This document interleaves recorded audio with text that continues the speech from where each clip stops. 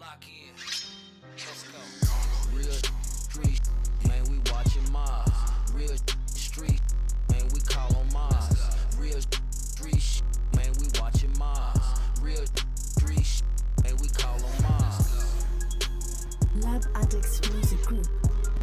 This is Conversations with Maas.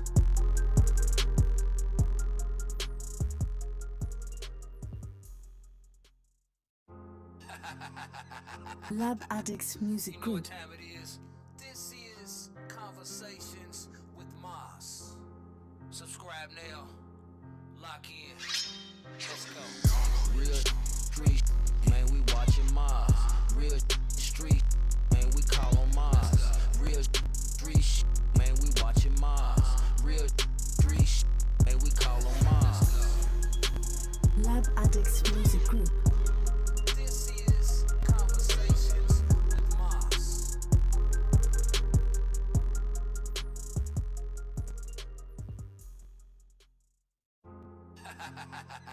Lab Addicts Music You know what Group. time it is? This is Conversations with Maas. Subscribe now. Lock in. Let's go. Real street, man, we watching Maas. Real street, man, we call on Maas. Real street, man, we watching Maas. Real street, man, we call on Maas. Lab Addicts Music Group. This is Conversations with Maas.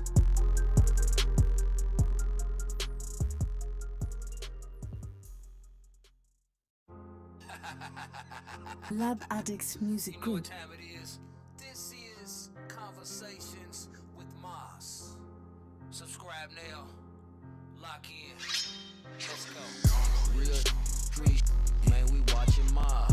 Real street, man, we call on Maas. Real street, man, we watching Maas. Real street, man, we call on Maas. What's goody? What's goody? What's goody? This is It's Thursday night. with Maas. It's your boy Maas. And it's another edition of Adult Conversations with Maas.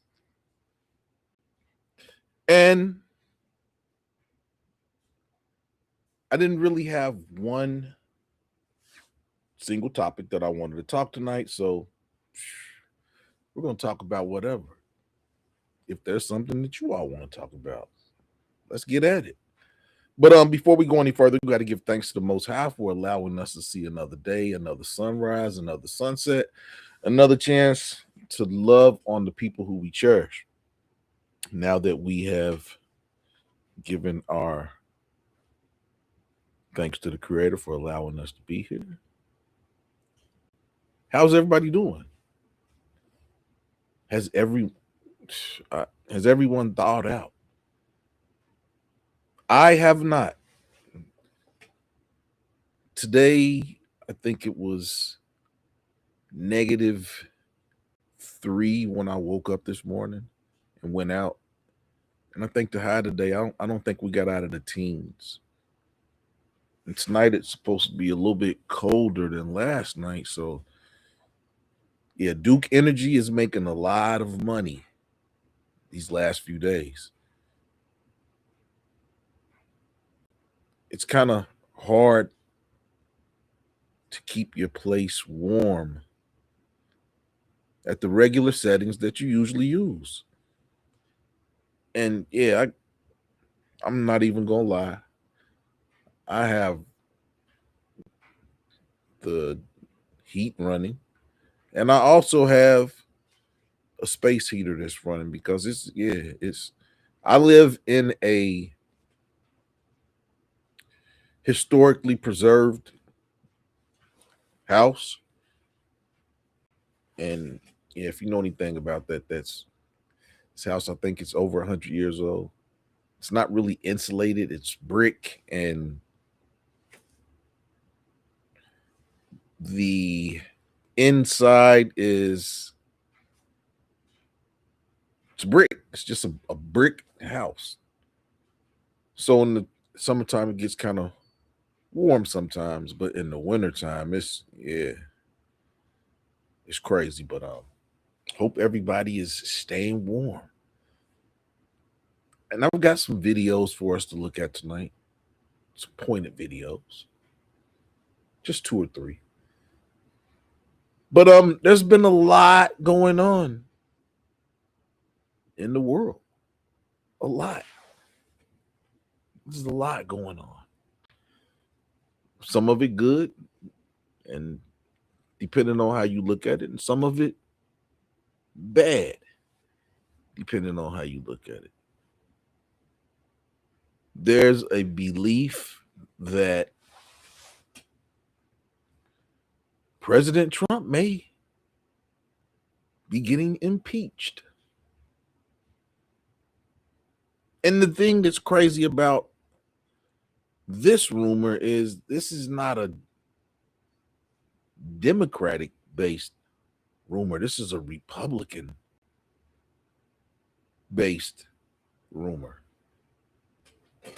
This said that there's growing sentiment among the Republicans that if they cannot cede back some control from the president, they may have to resort to impeaching him. And this comes on the heels of him basically saying that he was going to attack if he needed to some of our longest allied countries. And I think with Donald Trump speaking unhinged like this, there's also growing sentiment that maybe he is not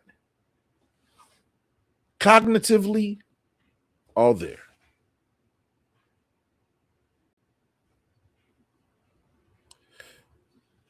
What do you all think? Should Donald Trump be impeached before he does something that would be very hard to reverse once those actions are taken? As well, the usurper is being usurped, where Michigan called in, not Michigan, I'm sorry, Minnesota called in their National Guard. They were called in by their governor to basically be there to watch ICE.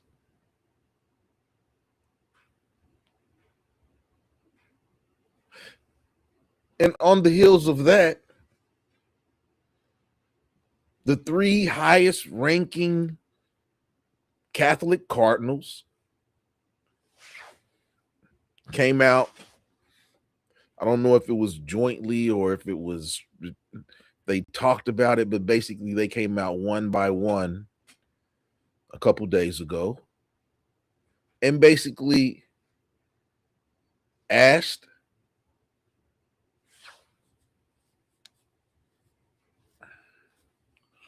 Congress and state leaders to defund ICE. Will Donald Trump let his personal federal police force be defunded? So there's big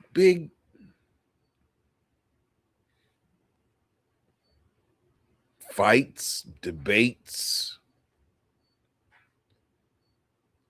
that are going on to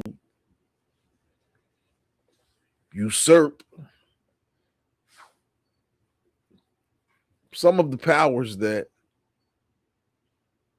Donald Trump usurped, which is funny in itself, because basically they're trying to take back powers that they gave him. And a lot of people are saying that MAGA is over. Is MAGA over? Or is this just a bump in the road for MAGA?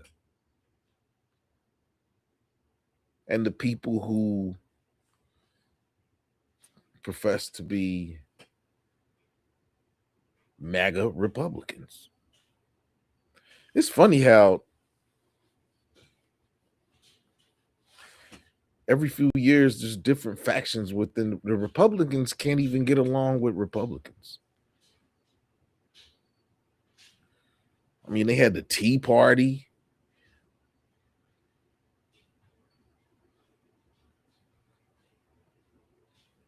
The Republicans can't even get on one singular page. You got,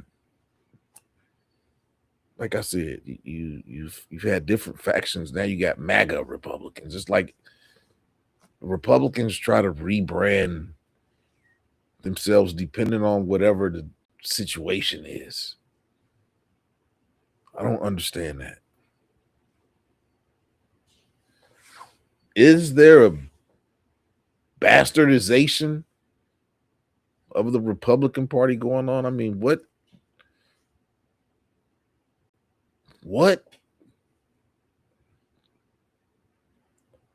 is the Republicans' overall mantra? I mean, can you have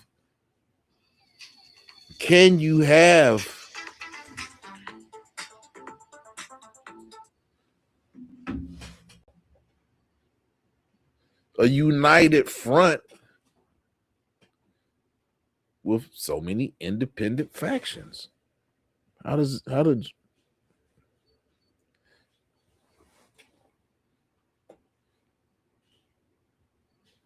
you do that? You have all these independent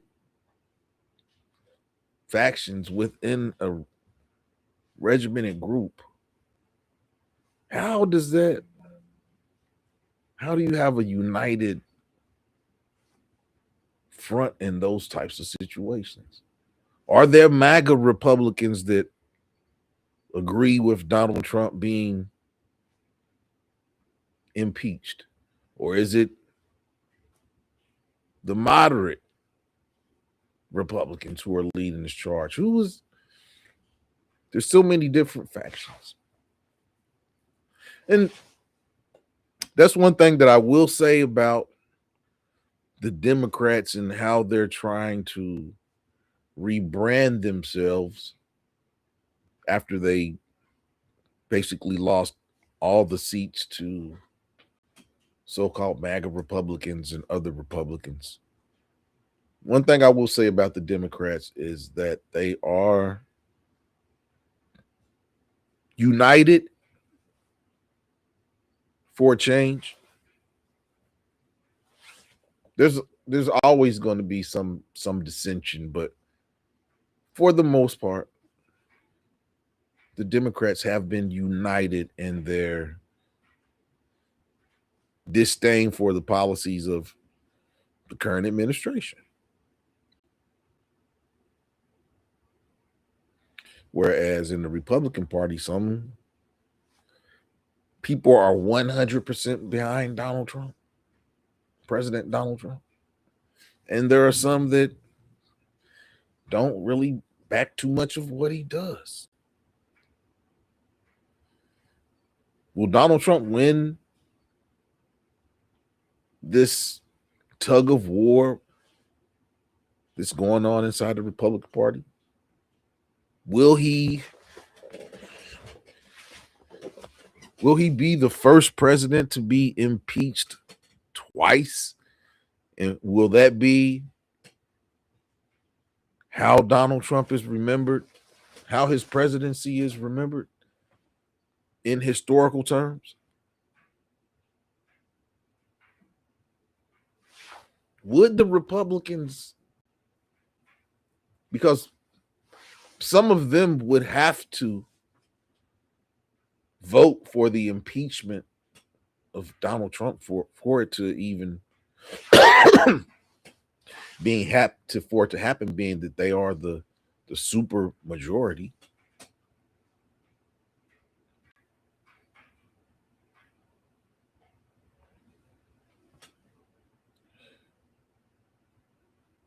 I'm pretty sure that, I mean, there's one Republican congressman that I know would probably vote for impeachment, and that's Massey, who's right here in this region of right here in northern Kentucky. And Donald Trump tried to say something that he was going to get an opponent to beat Massey in this. It's not going to happen. Even the MAGA Republicans here in northern Kentucky have said that they're not going to vote for anybody but Massey. So that's one fight that Donald Trump is destined to lose if he really tries to fight that. There's no way that Massey's going to lose. And while we're talking about Donald Trump, there are still calls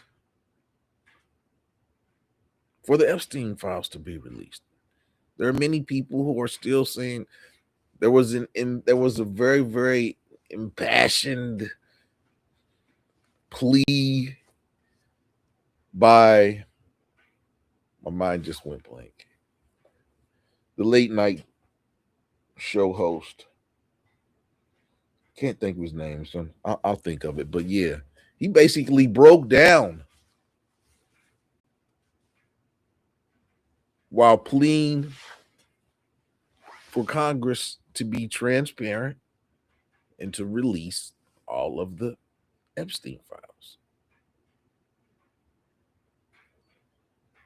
And it's just my belief that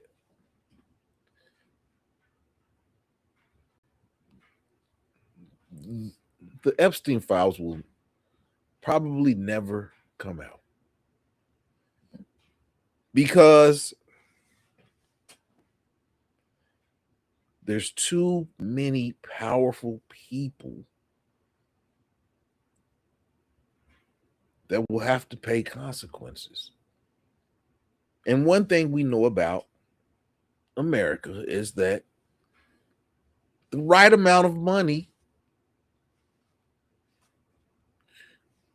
can get you out of certain situations or make the punitive measures lesser than they would be without that money. And we know that the Epstein files are true because of Prince Andrew.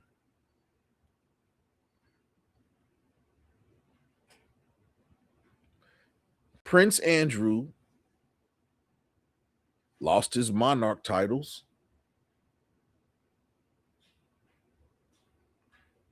basically because before the Queen died, I'm pretty sure she was given the information on what Andrew did. Just knowing the position of power that surrounded her.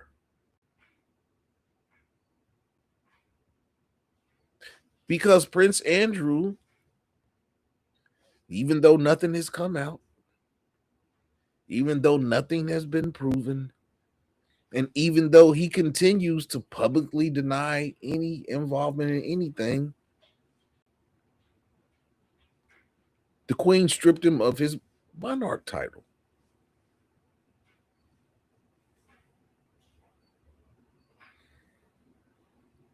based on whatever she knew of his involvement with Epstein.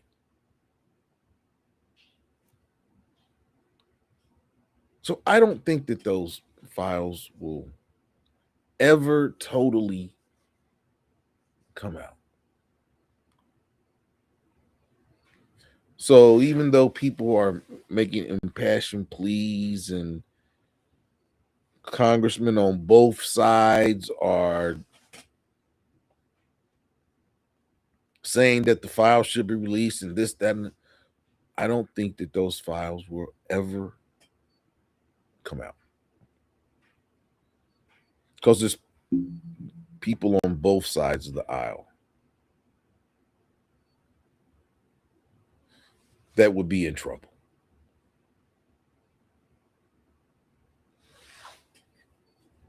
It's just like the Puffy tapes, the freak off tapes. It was said that freak off tapes. Pontoon Jody, how you doing? It was said that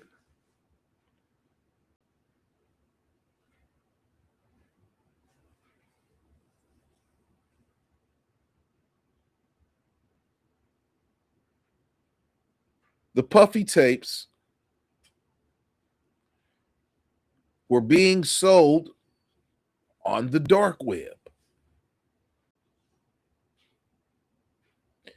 And that people who were in the videos were given the chance to purchase the videos involving them. Now, you know, none of this stuff can be proven, but there are people who watch things on the dark web, and it came out that basically lots of those tapes were being sold on the dark web.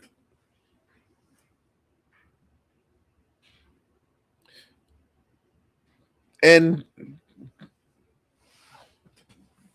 just as I believe that the Epstein files will never come out, I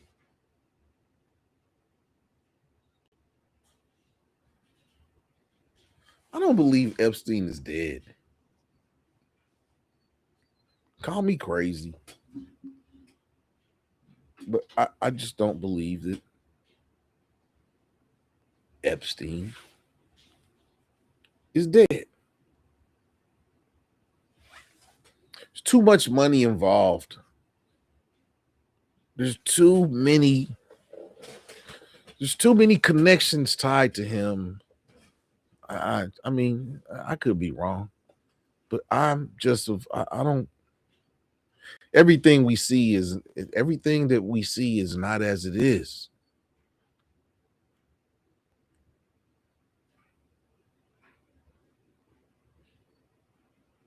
Yeah. Conspiracy theories. They make you go down the rabbit hole.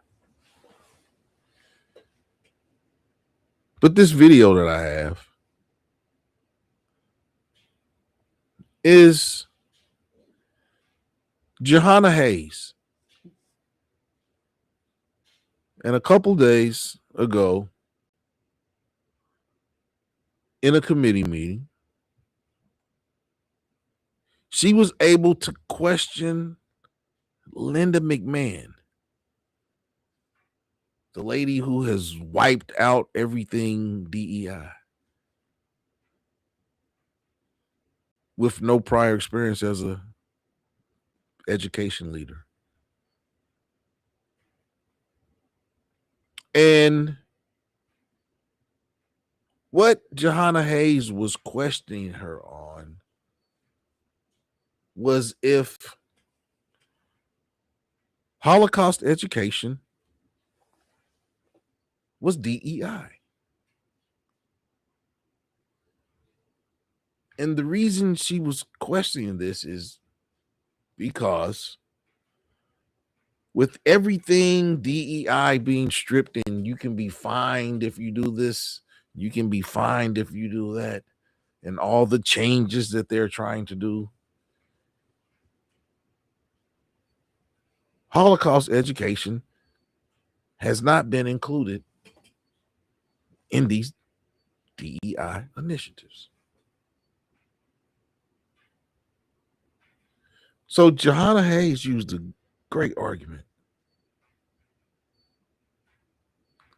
In a simple question, you will see how she tried to maneuver around it, but how the question was framed, there was nowhere for her to run.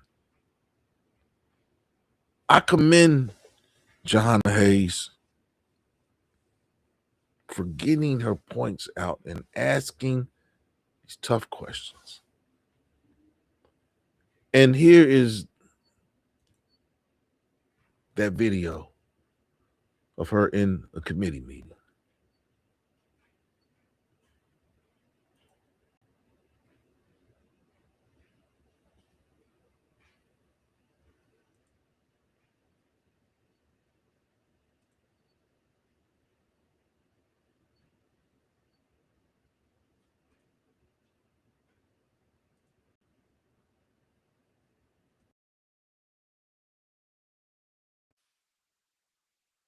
Do you think that Holocaust education in our schools is a DEI program?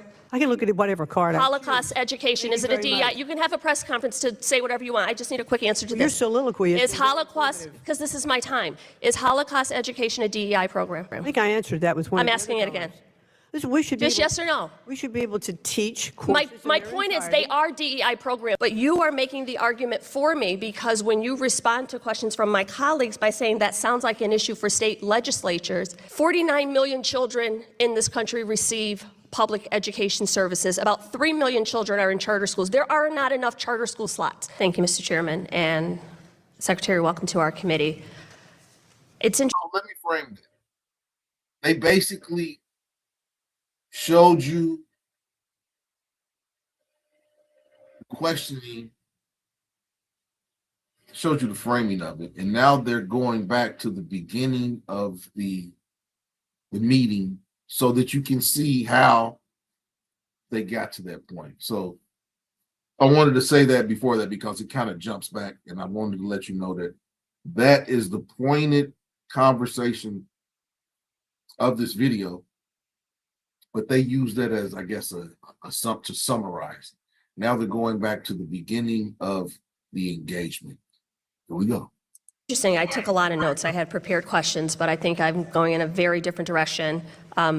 We've heard other colleagues talk about the NAEP scores, and I heard you say that the president was angered and embarrassed by these, and I think we all should be. But when you disaggregate those scores, they clearly show that low-income students score significantly lower than their white and higher-income peers, and that is mostly in part to ongoing disparities in educational access and quality, which makes much of what I'm hearing today that much more relevant. You mentioned Connecticut. We both come from the state of Connecticut. Connecticut relies on property taxes to fund education, and we have one of the largest income gaps in the nation, which means by design or default, low-income students face multiple challenges, including limited access to resources and opportunities outside of schools, which is why I don't understand many of the decisions made in this budget. One of my colleagues asked about collecting data on family composition and background. The Department of Education Office of Civil Rights is mandated by law to do that.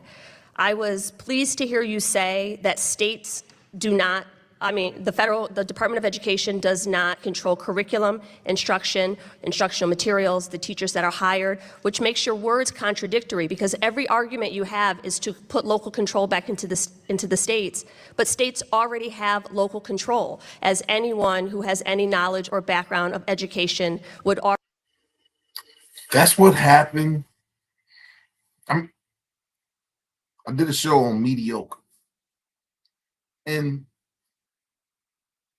this example right here is the perfect example of what happens when mediocre people are put in positions that they're not qualified for. already know. The role of the Department of Education would be the civil rights enforcement of those local controls, which again, the irony of this budget zeroing out American history and civic education programs when you couldn't even answer a question about Ruby Bridges or the election of President Biden, which are as basic as it gets. So I really, really don't understand it. But you are making the argument for me because when you respond to questions from my colleagues by saying that sounds like an issue for state legislatures, that is why the Office of Civil Rights is necessary, because state legislatures made the decision that Ruby Bridges did not have the right to a free and appropriate high-quality public education. So you, Madam Secretary, are actually making the argument for the role of the department, not to dictate local curriculum instruction or instructional materials, but to make sure that those things are carried out by the department. I mean, that states follow the law, that they are doing those things. So 49 million children in this country receive public education services. About 3 million children are in charter schools. There are not enough charter school slots. So my questions are mainly focused on what about those other 46 million children? So it's mind-blowing. I hear you talk about safety, keeping students safe on school campuses, but not a word about the 390,000 students who have been affected by gun violence. I was in the classroom on the day Sandy Hook happened, and the federal government came in with almost $2 million to rebuild that community and provide programs for the surrounding communities. In your opening, I heard you mention student athletes and LGBTQ students twice, not one word. And even when my colleague asked you if you thought it was a public health crisis, you can't answer questions that affect the majority of students.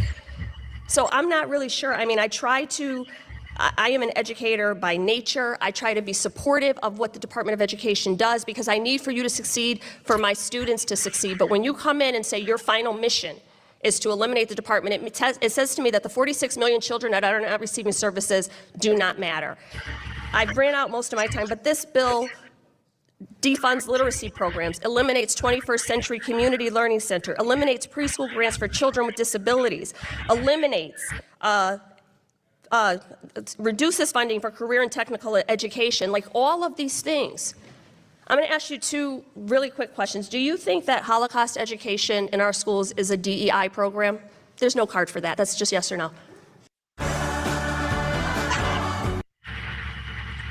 My bad, you all. Y'all know we don't show advertisements. So let me skip this advertisement.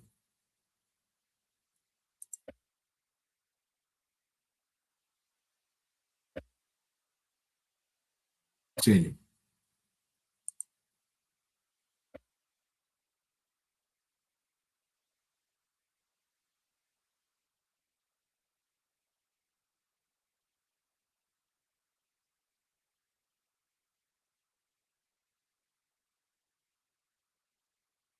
What I did, y'all.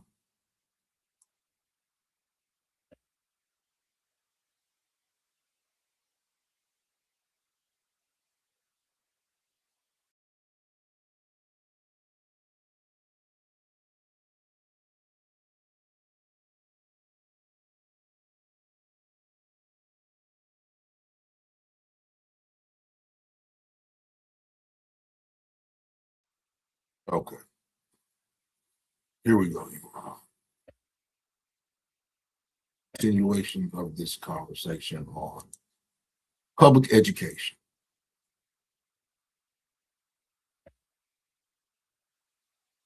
DEI program? There's no card for that. That's just yes or no. I can look at whatever card. Holocaust education, is it a DEI? You can have a press conference to say whatever you want. I just need a quick answer to Your this. soliloquy Is Holocaust, because this is my time, is Holocaust education a DEI program? No. Is African American Studies a DEI I program? think I answered that with one. I'm asking it again. Listen, we should be Just able, yes or no? We should be able to teach courses in My their point is entirety. they are DEI programs, both of them, because students need diversity, equity, and inclusion to understand their environments. So both Holocaust education and the teaching of African American history are important, which is why the state of Connecticut requires it in our social studies curriculum. You're talking out of both sides of your mouth. You can't support one without supporting the other. And looking at what happens in the schools and actually deferring to teachers, parents who are on curriculum committees, local boards of education, and states who actually do the hard work The gentle and lady's time listening has to what expired. they say I appreciate would be the incredibly helpful in passion, this but role. it's time to move on. I yield back. What unfolded in this hearing? She was going to get her point out. She was most definitely going to get her point out. I'm not going to play the commentary. Shouts out to Blue Lens. If you would like to see Blue Lens's commentary on the video that you just saw, you can go to their website and up to their YouTube page and basically see this video. Shouts out to them because these are the types of this is the information that we should be discussing.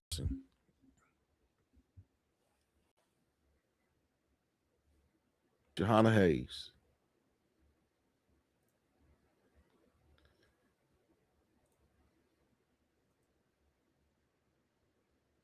She should be commended on talking that mediocre Secretary of Education into a corner that she couldn't get out of. Mediocre. This administration is mediocre at best. In some places, it's worse than mediocre.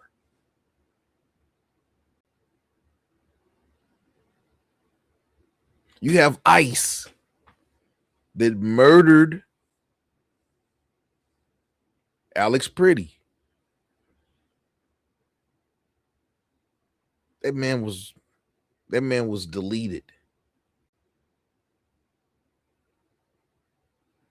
And the excuse that they are giving that he discharged his firearm, that's a dead hypothesis. Everybody's seen the video. The one ICE agent comes out of the pile with Alex Pretty's gun in his hand. And after that, they shot that man 12 times.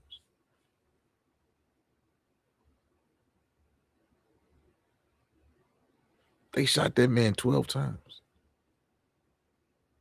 And that came on the heels of them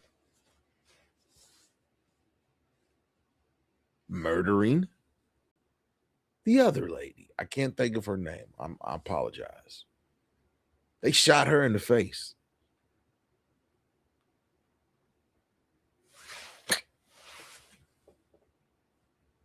Shot her in the face. Shot her in the face. Shot Alex Pretty 12 times. And these are some people who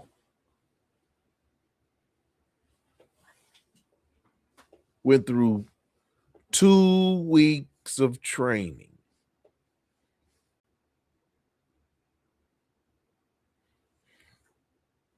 And were given lethal weapons.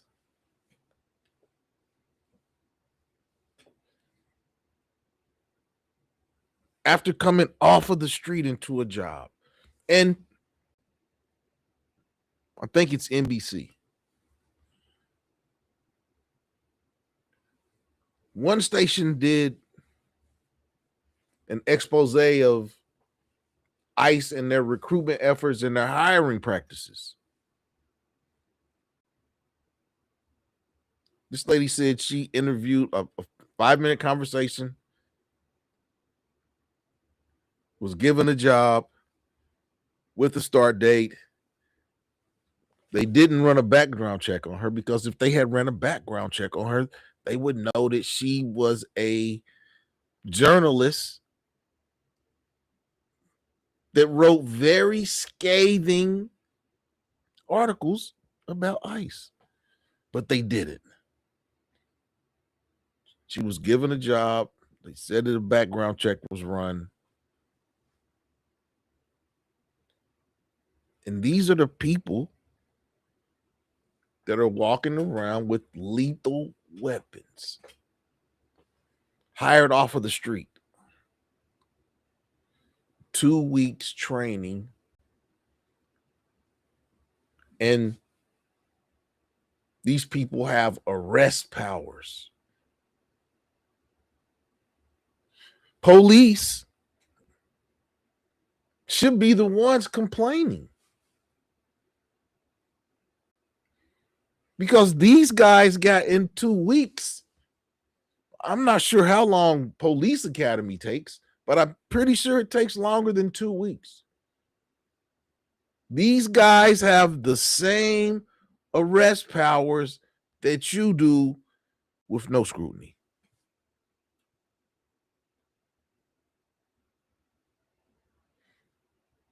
I think police officers should be very upset, because in actuality, the officers of ICE have more power than the police that went through police academy. Why aren't police protesting ICE?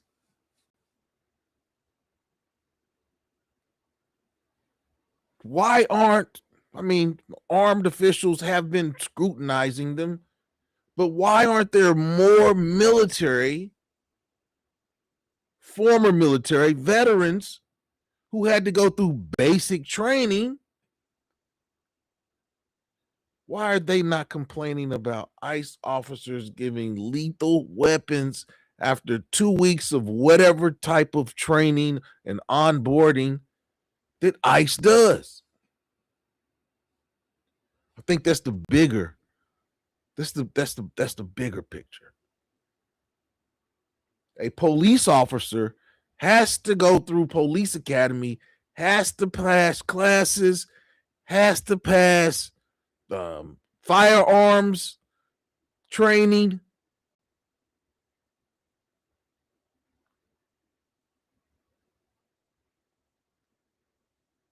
all types of training, physical, mental, emotional. And these ICE officers fill out an application, have a 5-minute interview, get hired, get a start date, get a 2-week training, 2-week onboarding, get a lethal weapon, get on the street.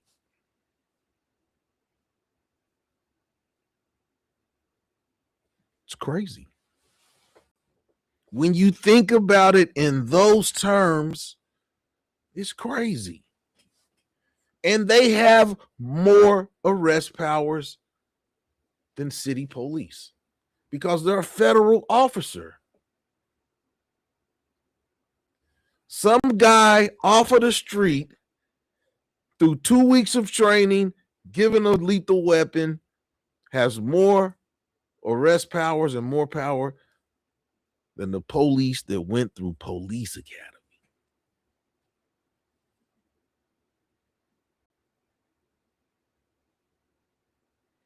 We're looking at the stuff that we're looking at in regards to this is it amounts to nothing. These are the things that you have to look at to give credence to the arguments that I should be defunded.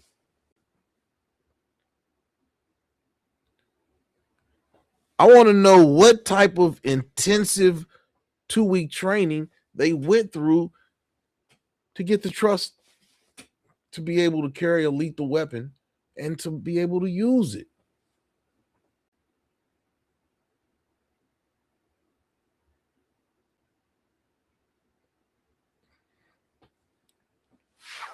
And the people, and usually when there's an officer related shooting, that officer is taken off of the street. It's put on administrative duty so that they can do the fact checking and make sure that this was the correct thing to do. Nah, these people in ICE that kill people, they're back on the front lines the next day.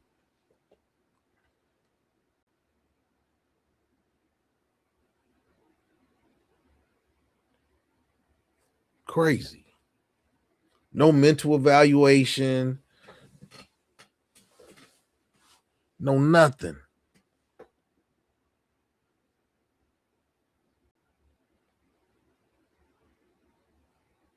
I would like to see what a SWOT analysis on ICE would look like.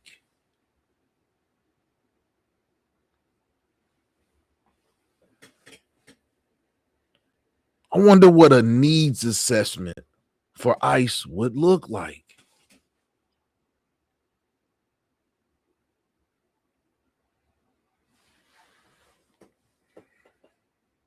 Who came up with the training and onboarding for ICE?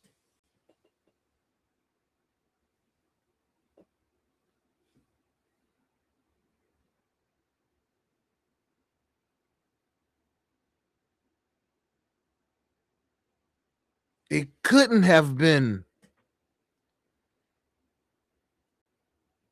the federal onboarding system that was in place. It couldn't have been. It's too strenuous. Anybody that has applied for a position on USA Jobs will tell you you don't get hired within a 2-week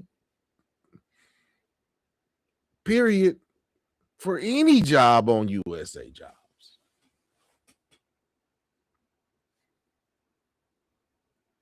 For any job on USA Jobs that you apply for. Their onboarding, I'm say it again, mediocre.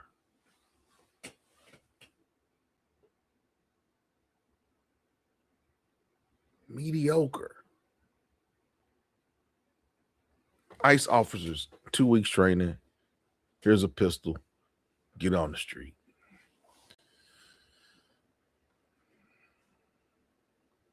Crazy. But yeah, Johanna Hayes, she cornered Linda McMahon with one simple question. It's Holocaust education, DEI.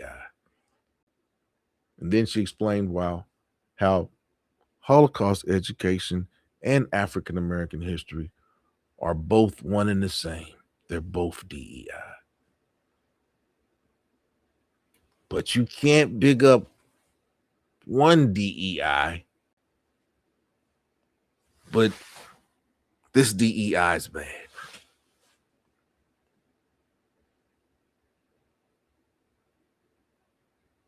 You can't. Selective enforcement. Sound familiar? Selective enforcement.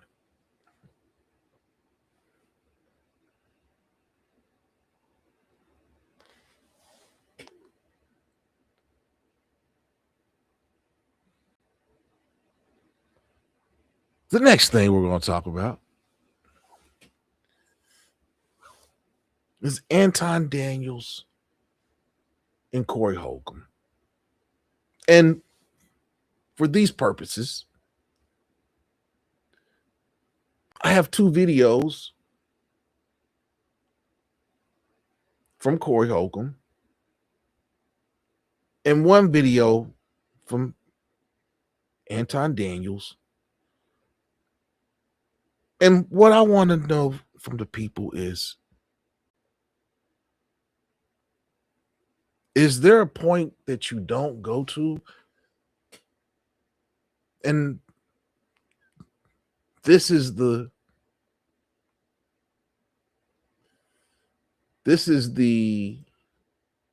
reference to the first poll question.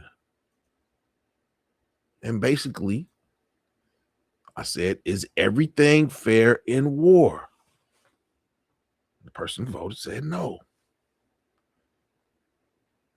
Now, I'm going to preface these videos that I'm going to show is that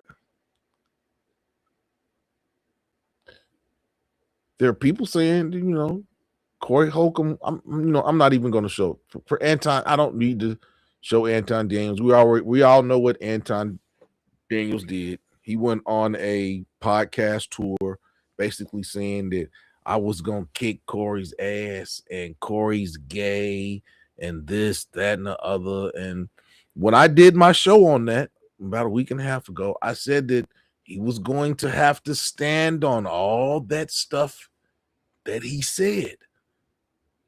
I said he was going to have to stand on all the stuff that he said. And that's why I asked that question, is everything fair in war? Now, these videos that Corey Holcomb posted are after the fact of Anton Daniels going on his world tour. And basically, like he said, he said he was going to make $1 million off of Corey. So I'm going to show you all these videos, and I want you all to tell me if he went overboard. And I'm going to show the first one, and then I'll show the second one, and then we can have a discussion on this.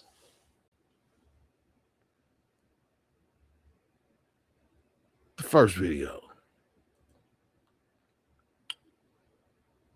This was the video immediately. This was the video that was immediately after Anton Daniels went on his world tour. You all tell me if Corey went too far. And then I'll tell you all if I think Corey went too far.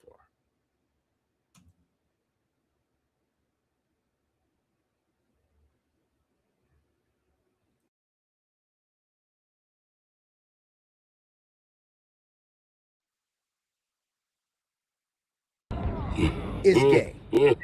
I'ma tell you right now to your face. Listen to what I'm trying to tell you, man. You want to talk about everybody else, wife, kids, and everybody, but when somebody say something about you, y'all got to go to therapy. Our chicks was looking dusty as right? And so I'm looking at these women, and the women's breath stink, the kids is dirty and nasty. Kids is dirty and nasty.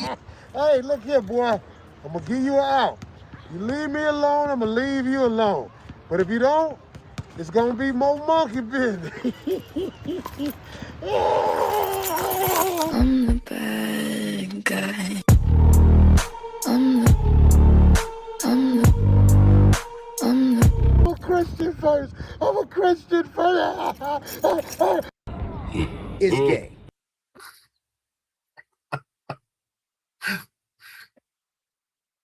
So, is that overboard, y'all? Is that over? I wouldn't say that that's over. Because, see, Anton Daniels is upset because Corey.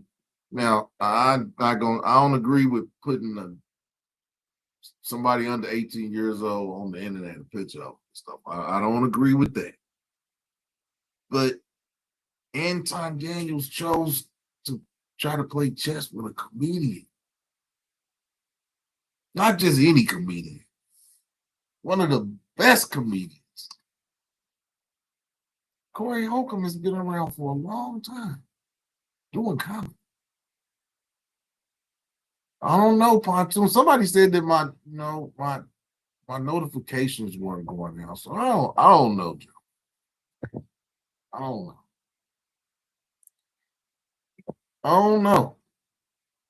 But that was the first video. Now this next video is diabolical. I will say that right now, that the next is diabolical. Is this going overboard, you all? Is this going overboard? Now, you've already heard Anton Daniels call him gay, and then he talked about Black women and children dusty and dirty and stuff like that. So, with Anton Daniels doing that, does this give Corey an end to disrespect his family? And I'm gonna say this: I don't agree with. I probably agree with 0%, 1% of what Anton Daniels said, but I'm a fan of Corey Holt, so I'm kind of. When I saw them, yeah, I was kind of like, man, I wouldn't do. But hey, in comedy, I asked, is everything fair? I've said no. So I'm thinking that you all are going to think that these two videos are too much. But here is the second video.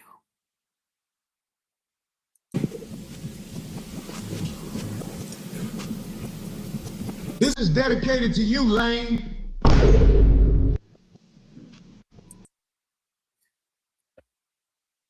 That overboard, y'all. Is that overboard? So in today's video, we got to talk about. Is that overboard, y'all?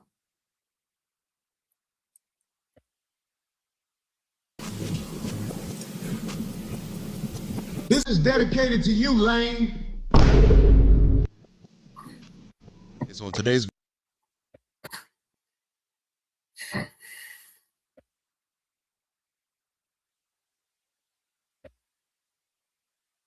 Family, what do y'all say? Is that overboard?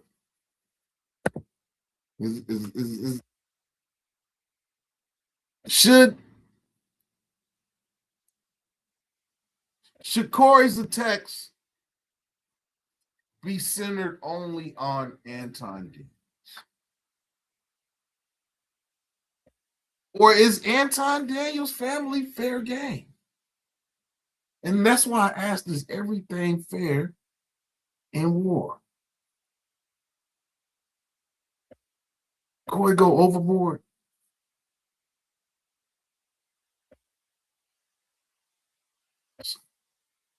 We are an hour, well, we're coming up on an hour into the show. Hit the like button. Hit the like button. But you know what, Pontoon Jody is probably I didn't I don't know. I didn't put the show on Facebook tonight. Maybe I should. I didn't. But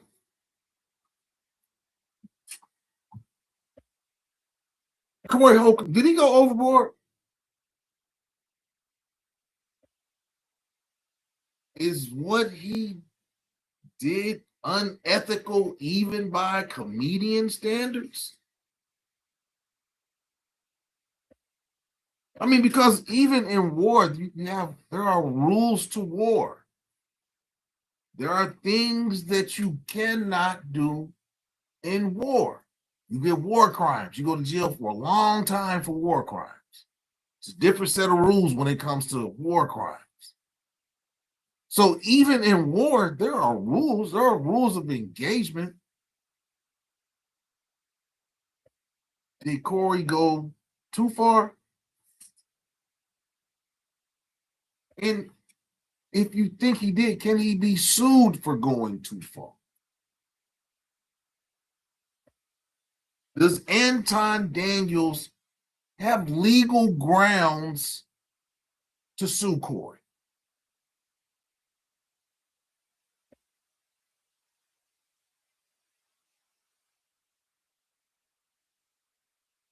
I guess he can try. You know, anybody can sue anybody for anything. Just depends on how the judge and jury see, or if they'll even entertain.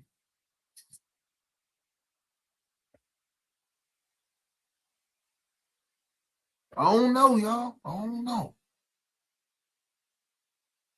I'm not so sure that he can. I mean, can you be sued for defaming somebody? But I don't think these are grounds for like libel. I don't know.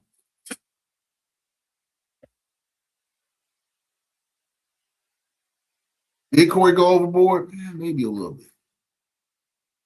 Should he be sued for it? Yeah, I don't think so. Go, people do overboard stuff all the time. Sometimes people get personally dealt with, but I don't think Anton Daniels wants to personally exact any punishment on, and YouTube, we don't condone fighting, none of that type stuff, but should Anton Daniels step to Corey Holcomb because of the stuff he's done? And I think that is what Corey Holcomb is trying to accomplish. He's trying to make Anton Daniels crash out and whoop his ass. He said, okay, if you think you can whoop my ass so bad, I'm going to say something that's going to incite you to fight me.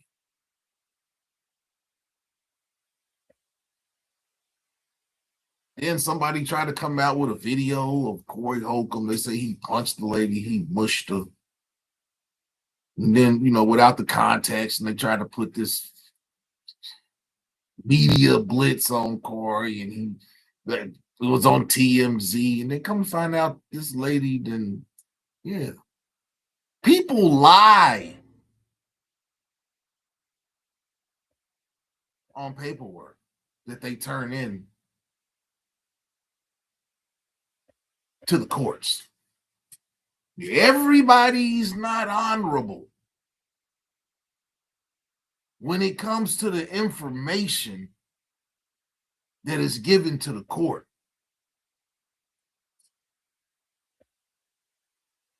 Came out that, this lady lied about the process and everything that happened. And basically came out that her and her lawyer were liars who tried to manipulate the system.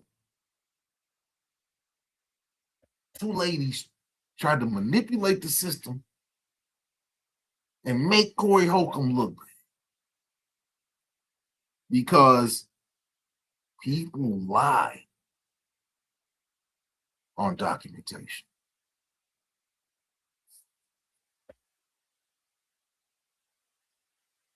Lie on documentation. And we're going to end this evening on a sports topic.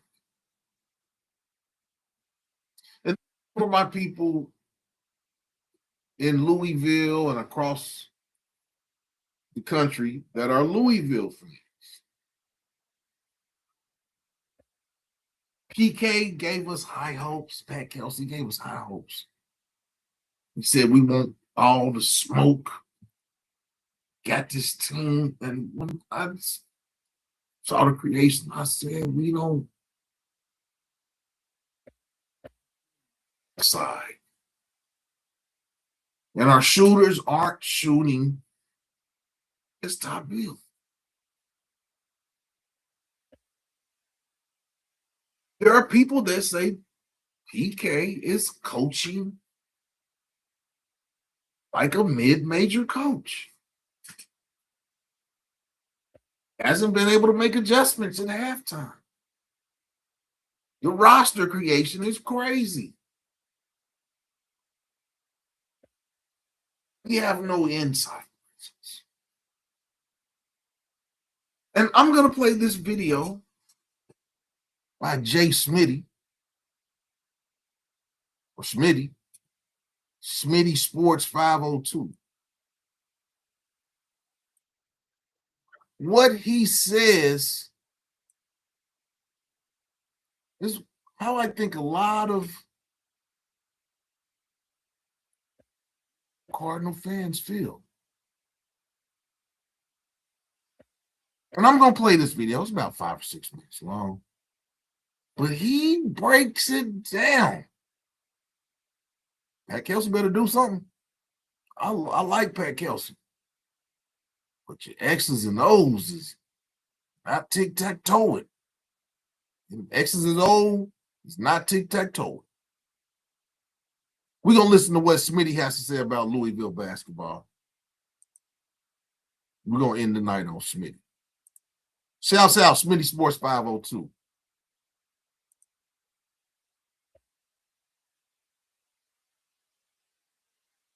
This feels like deja vu at this point, but in another big game, Louisville takes another loss, and this time they get throttled, 83-52. I'm never usually a fan that's too radical, and I can usually see the bright side in everything. And, I can say, well, they're good here. I think they'll be better. But officially, this team is the exact same as last season. I think they're going to be an 8 or 9 seed sneaking into the tournament, and then they're going to lose in the first round or the round of 32 if they're lucky. And just to let you know beforehand, this is probably going to be a long video because there is a lot to talk about and a lot to rant about. There wasn't really any good in this game, and a lot of it has to fall on Pat Kelsey. And the funniest thing about this score is Louisville actually had this game close in the second half and really had it where they wanted to with 2 minutes left in the first half. They were down by 2. And then I talked to my people that I talk about basketball to about this. Louisville was down by 2 points with 1 minute left in the first half and let Duke go on an 8-0 run. Went to the half 10 points. they let Duke go on an 8 or 9-0 run to end the first half. So then instead of going into half down 2 or maybe even having the lead, you go down 10. And then, you think you come out in the second half and, have a spark, but we instantly go down on an 8-2 run. Down by 18. Right after that, the game was over. We looked dead. We looked like we didn't have any confidence. We couldn't run any offense. We couldn't stop Duke defensively. Miguel Brown was not engaged. And I mean, it happens with freshmen. Some days, they're just not going to be, he had the first game back from being out for a month and a half, and he had a great game. But usually when you come back from injury like that, you'll have that good game because he's going off adrenaline. He hasn't played. He wants to come out. But then that next game, you really see how they're feeling. He looked very, very listless. He looked not engaged. He wasn't really playing his game. Yeah, so I noticed it. Yeah. And when your best player is listless, the team is going to follow that lead. I mean, it was just horrible. The obvious weakness with this basketball team is we don't have the length or the athleticism to compete with a Duke, an Arkansas, a Tennessee, the games that we just didn't stand a chance in this year. We don't have the guys to compete. And that's directly on Pat Kelsey. He constructed this roster knowing exactly what he had. And I think last week he had a thing that said, it's not about how big you play, it's how hard you play. Well, obviously that's not the case. I know Michael Brown Jr. had a bad game tonight. I mean, he just wasn't good. But you hit on Michael Brown Jr. I mean, he's going to be a top 10 pick. And you also hit on Ryan Conwell. I mean, tonight he was the only guy that had a pulse. But everyone else, you can't say the same. I mean, yes, Sananda Frew, he's shown flashes, but in the biggest games of the year, I mean, he's gone for stat lines like this. 4 points, 4 rebounds. For Sananda Frew to come over here and he was playing in the French Pro League, that dude is soft. It's soft serve ice cream. He is soft. Now, maybe he'll, he's a junior. Maybe something's going to click in his head. What's going on, Squirt Mama? Hopefully something's going to click in this young man's head, but right now, his game is soft as putty. He's like some silly putty, some Play-Doh. His game is, he's soft. Minus 28 for the game. Javon Hadley, he's actually played pretty good. I mean, he's had 11 points, 5 rebounds, and he's a guy that's asked to play pretty much everyone's best player on the opposing team, so you can't knock him too much for that. But Isaac McNeely, I mean, this was your one huge splash, and in every single big game that Louisville has played this season, he has been non-existent. And this is where Pat Kelsey's stubbornness goes into play. I mean, when Isaac McNeely isn't hitting shots, he is a liability on. He is a liability. If Isaac McNeely, for one thing, Isaac McNeely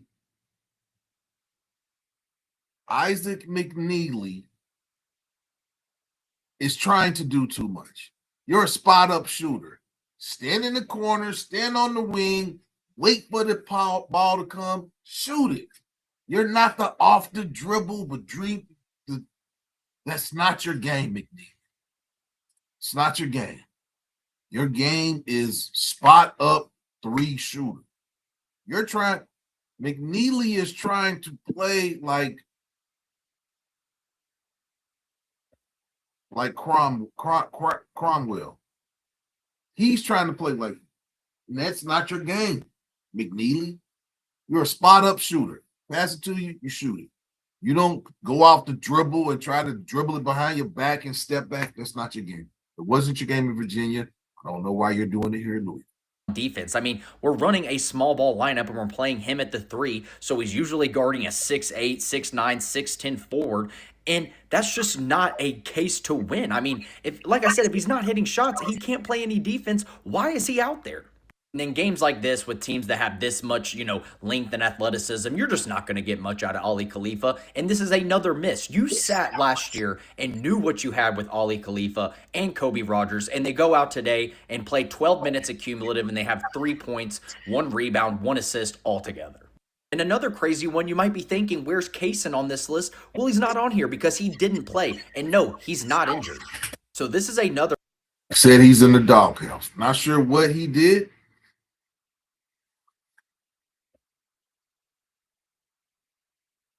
That money score. He is. They have said that he's in the doghouse. I'm not sure what's going on. This team. I'm not sure what's going on with a lot of this team. I'm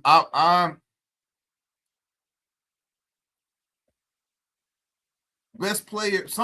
Everybody has a green light, but some players, if they miss 2 shots, he's taking them to the Ruth's.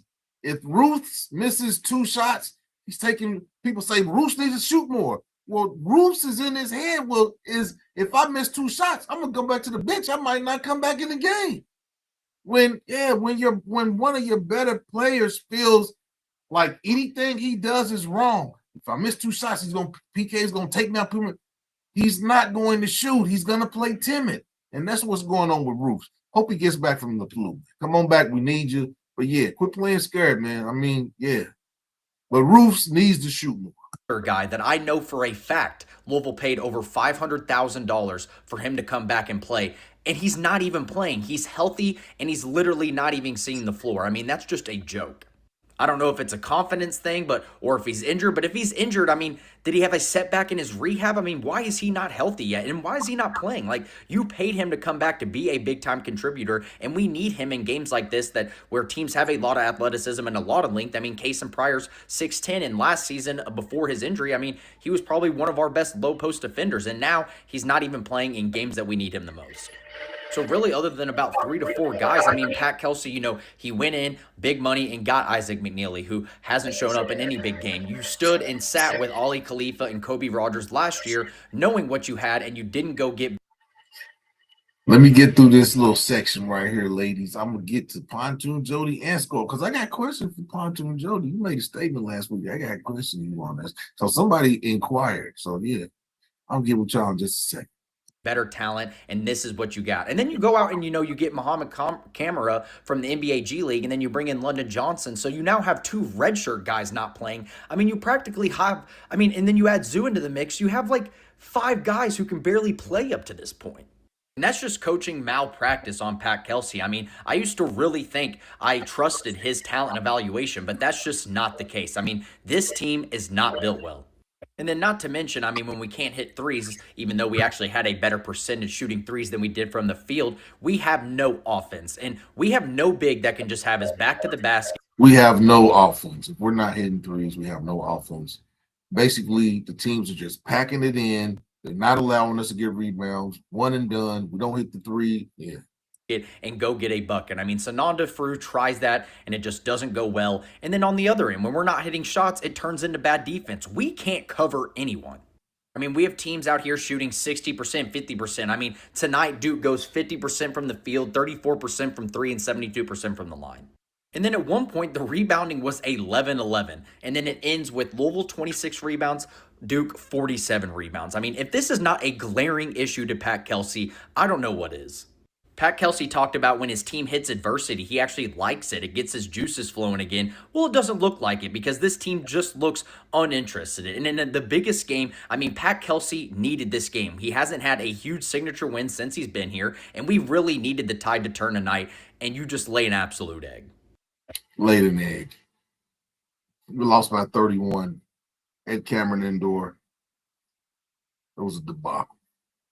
But Pat Kelsey and Louisville better do some soul searching quick, or this is going to be a long season. Because with the ACC being as good as it is, I mean, Louisville, you're not a lock for the tournament at this point. I mean, you have to win some big games at some point. And then sadly, as a Louisville basketball fan, you know, I'm not the biggest baseball fan. I support the baseball team, but I'm not a baseball junkie. So then, you know, I'll not really watch many games during the baseball season. And then we have 8 months pretty much until football. So I'm officially in misery. That's how I feel. That's how I feel. Now, Squirt Mama and Pontoon Joe. Squirt Mama, what you let that man back so he can pay you. How are you going to get your money from him if you don't communicate with him, Squirt Mama? How are you how are you going to get the money if you don't communicate? You know, you gotta, you know.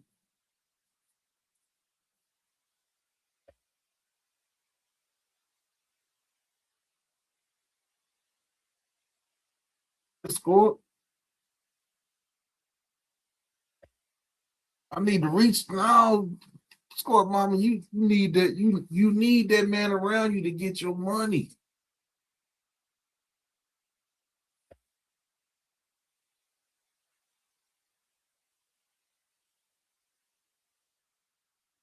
Try. Oh, okay, you try. You try. And Pontoon Jody, yeah, we got Pontoon Jody. We gonna find you. We gonna find you some cocoa. We gonna get you some. You need some cocoa, Jody. And before you left last time, you said maybe you do. Yeah, Jody, you need some cocoa in your life. That's what you need, Jody. You need you a nice cocoa man that fishes. And you'll be happy. That could be it, Jody. Might need some cocoa.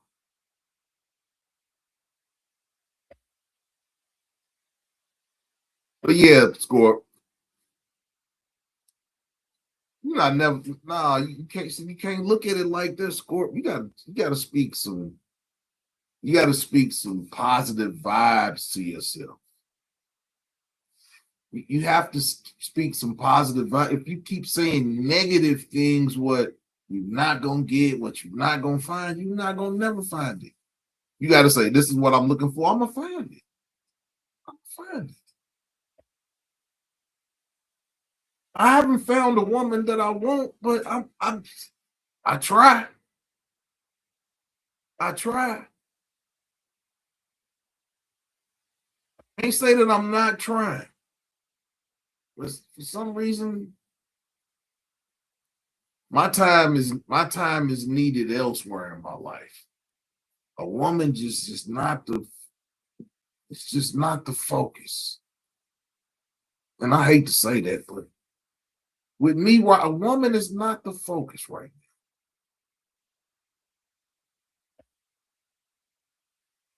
now. Yeah, you do. Yeah, you do, Scorp. You do want somebody. Quit playing. We're talking like that. We're talking like that. We're talking like that, Scorp. But yeah, we gonna Scorp. We gonna find you a yeah. Time is money. Scorp. We gonna find you a man, and we gonna find Pontoon Jody a man. That's my goal for 2026. Is I'm going to find Scorp Mama a man, and I'm gonna find Jody a man that you both like.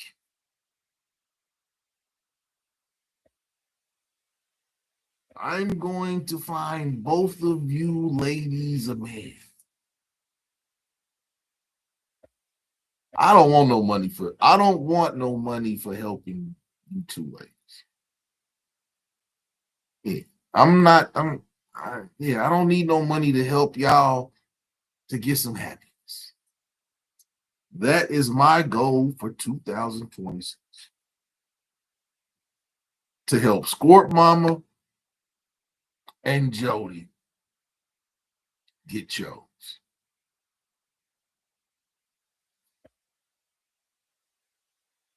Scorp, if you don't want no man, then why you complaining? You don't want me, Scorp? You don't want no man, Scorp?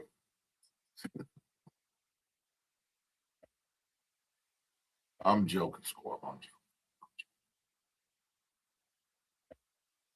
But yeah, Scorp, we're gonna find you a man this year. I'm 100% positive that we're gonna make it happen. We're gonna find you a man. We're gonna find you a man, Scorp Mama. We're gonna find you a man. I didn't really have no. I didn't have a topic. You want your money? You always gonna get your money, Scorp. Come on now. Come on now, Scorp. Come on now, Scorp.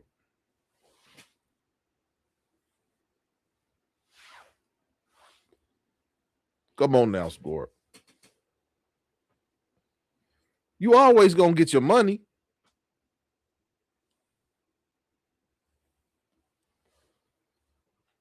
Jody, did you get your new boat?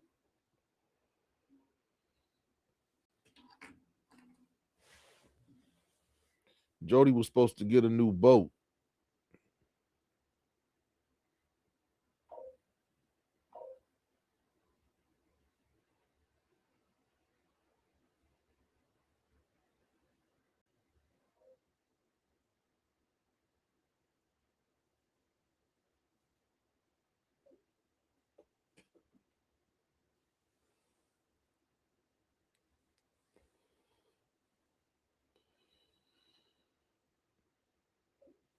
But yeah,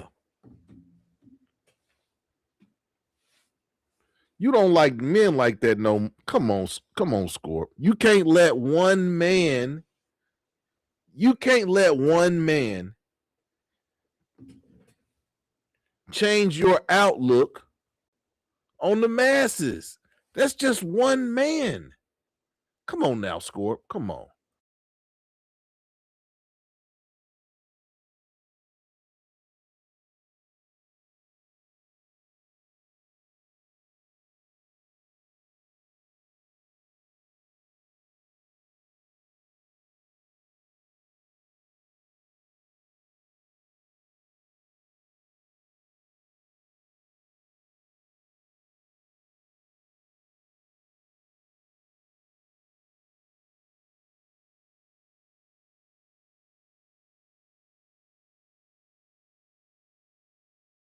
Scorp, you're not wasting your time. And what do you mean you don't like men like that no more? Come get Scorp, cut it out. Cut it out. Cut it out, Scorp. Where did Jody go?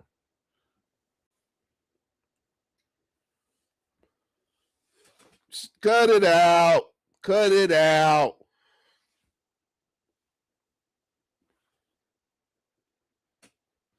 Cut it out.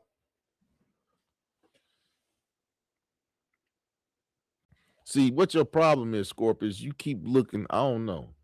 I think it's men that you be lusting after. You need to quit going for the man that you want and look for the man that you need. It's just, yeah, you can't be looking for the man that you want. You got to look for the man that you need. And that's your issue.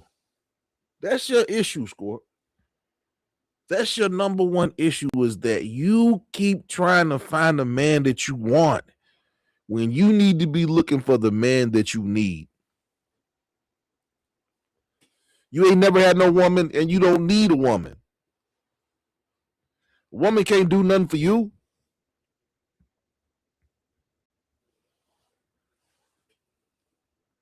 Woman can't do nothing for you, Scorp.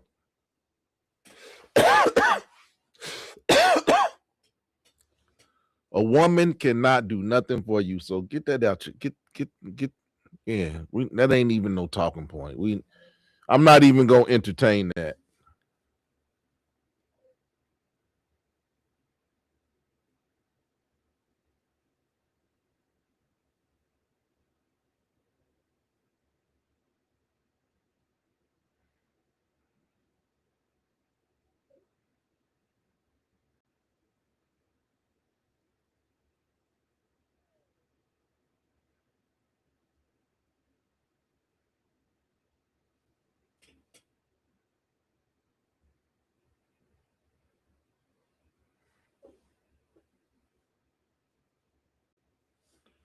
Yeah, come on, Scorp. Quit talking that craziness.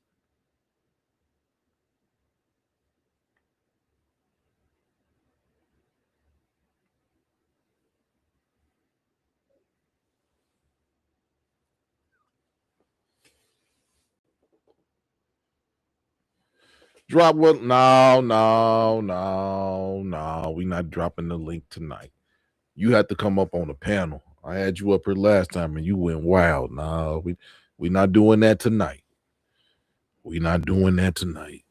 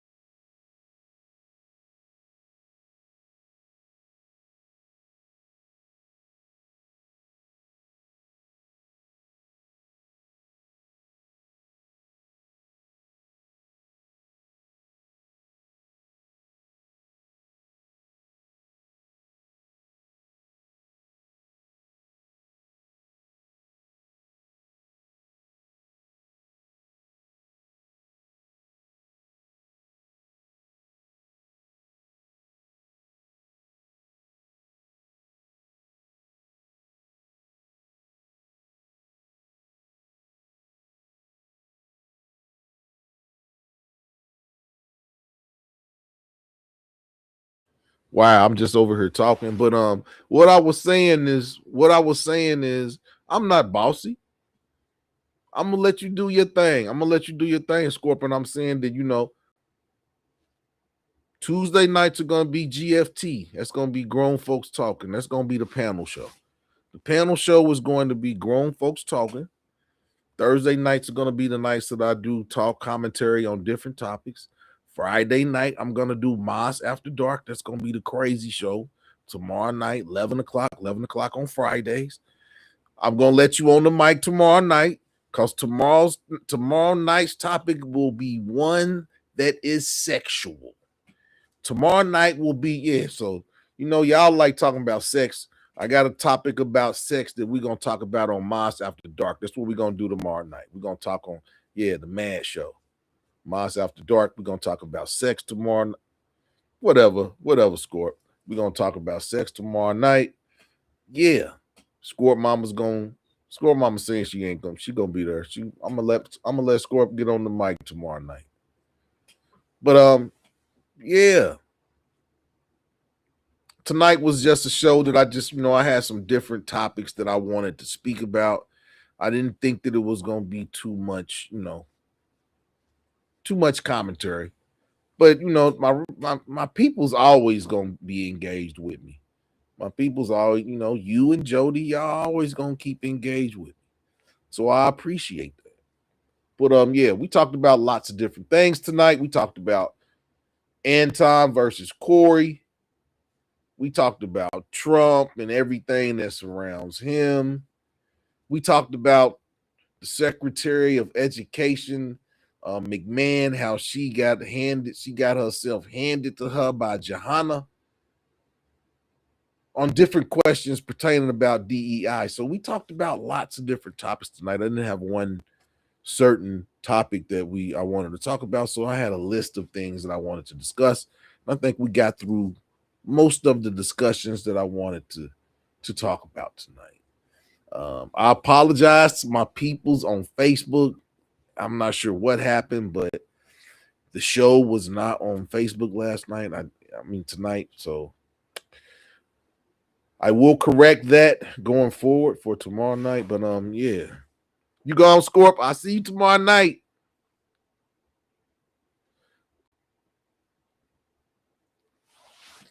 Women tend to get mad over nothing. It happens. It happens. I tend to make women mad because, I talk back. Scorpion told me I'm too bossy. I'm not bossy. I just keep order. But yeah, tune in tomorrow night, 11 o'clock. We'll be back with Maas After Dark. Tonight was just a adult conversation with Maas. We talked about some topics. But tomorrow night, Maas After Dark, yeah, that's why I have my robe on. I'm just going to have the robe on tomorrow night. But this was Thursday. I know you're not mad. You'll be all right. You're over tripping a little bit, but I'm used to you, Scorp. You a Scorpio. That's what y'all do. But you ain't, you missed your stinger, missed it. This your boy Maas. And this was another edition of Outface with Maas. I'll see y'all tomorrow night on Mad. We're going to keep it moving. We're going to get these watch hours up. Hit the like button. Subscribe to the page. Share this video.